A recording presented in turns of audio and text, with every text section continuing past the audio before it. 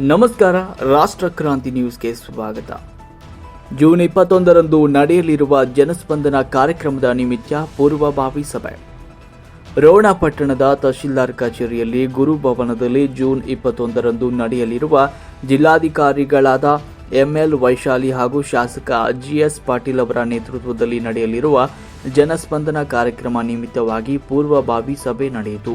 ತಹಶೀಲ್ದಾರರಾದ Nagaraj K ಅವರು ಮಾತನಾಡಿ, June 21ರಂದು ನಡೆಯಲಿರುವ ಜನಸ್ಪಂದನ ಕಾರ್ಯಕ್ರಮಕ್ಕೆ ತಾಲೂಕು ಮಟ್ಟದ ಅಧಿಕಾರಿಗಳು ತಪ್ಪದೆ ಹಾಜರಾಗಬೇಕು. ಕುಡಿಯುವ ನೀರಿನ ವ್ಯವಸ್ಥೆ ಸೇರಿದಂತೆ ಸಾರ್ವಜನಿಕರಿಗೆ ಯಾವುದೇ ತೊಂದರೆ ಆಗದಂತೆ ಅಧಿಕಾರಿಗಳು ನೋಡಿಕೊಳ್ಳಬೇಕು ಎಂದರು.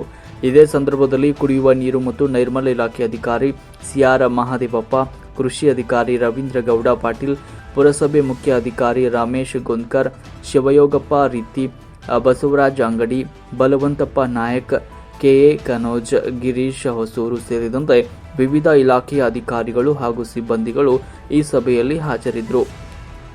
ವರದಿ ಲಿಂಗರಾಜ್ ತಳಿಹಾಳ್, ರಾಷ್ಟ್ರ ಕ್ರಾಂತಿ ನ್ಯೂಸ್, ರೋಣ.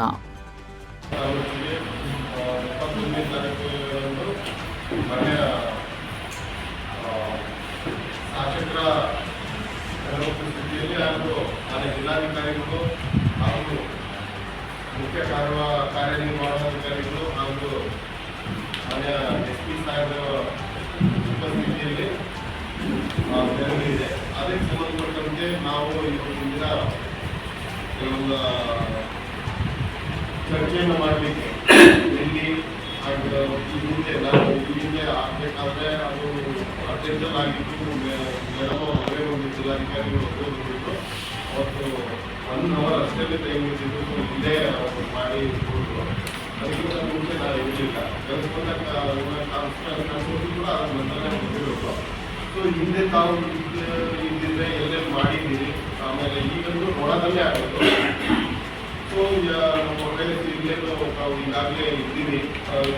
ಒಂದು 300-400 ಜನ ಆರ್ಟಿಸ್ಟ್ಗಳು ಹಾಗೆ ಎಲ್ಲಿ ನಾವು ಮಾಡೋದಕ್ಕೆ ಅದು ಆ ಸಭೆಯನ್ನು ಯಾವ ರೀತಿ ನಾವು ಆಯೋಜನೆಯನ್ನು ಮಾಡೋಣ ಅನ್ನೋದಕ್ಕೆ ಚರ್ಚೆ ಮಾಡಿ, ಮೊದಲನೇದಾಗಿ ನಮಗೆ ಜಿಲ್ಲಾ ಪಂಚಾಯತ್ ತಾಲೂಕು ಪಂಚಾಯತ್ ಈಗಲೂ ಇರಬೇಕಿತ್ತು. ಇವತ್ತು ಒಂದು ಪಂಚಾಯತ್ ಎಲೆಕ್ಷನ್ ಇದೆ, ಹಾಗಾಗಿ ಇಲ್ಲ. ಅದಕ್ಕೆ ಸಂಬಂಧಪಟ್ಟಂತೆ ಬಂದಿದ್ದೀವಿ. ಈಗ ಮೊದಲನೇದು ಇವತ್ತೇನೆ ಅದನ್ನೆಲ್ಲ ನಮ್ಮ ಪಂಚಾಯತಿ ವೈಸ್ PDOಗಳಿಗೆ ಒಂದು ಗಮನ ಮಾಡಿಬಿಟ್ಟು ಕಳಿಸಬೇಕು.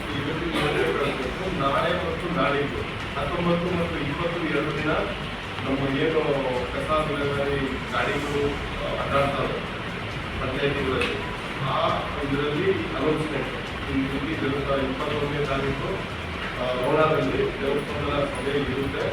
ಎಲ್ಲರೂ ತಮ್ಮ ಅಹವಾಲುಗಳನ್ನ, ಕುಂದುಕೊರತೆ ಅರ್ಜಿಗಳನ್ನ ಡೈರೆಕ್ಟಾಗಿ ಜಿಲ್ಲಾಧಿಕಾರಿಗಳಿಗೆ ಸಂಬಂಧಪಟ್ಟಿದ್ದು ಜಿಲ್ಲಾಧಿಕಾರಿಗಳಿಗೆ ಅಥವಾ ನಮ್ಮ ಜಿಲ್ಲಾ ಪಂಚಾಯತ್ ಸಂಬಂಧಪಟ್ಟಂತೆ ಈ ಚೀಫ್ ಎಕ್ಸಿಕ್ಯೂಟಿವ್ ಆಫೀಸರ್ ಅವರಿಗೆ ಅಥವಾ ಪೊಲೀಸ್ ಇಲಾಖೆಗೆ ಸಂಬಂಧಪಟ್ಟಿದ್ದರೆ ಪೊಲೀಸ್ ಇಲಾಖೆ ನಮ್ಮ SP ಸಾಹೇಬರಿಗೆ ಹಾಗೂ ಕೂಡ ನಮ್ಮ ಕಾನ್ಸ್ಟಿಟ್ಯೂನ್ಸಿಯ ಅಂದರೆ ನಮ್ಮ ಕ್ಷೇತ್ರದ ಏನೇ ಕುಂದುಕೊರತೆಗಳಿದ್ದಲ್ಲಿ ನಮ್ಮ ಮಾನ್ಯ ಶಾಸಕರು ಕೂಡ ಇದರಲ್ಲಿ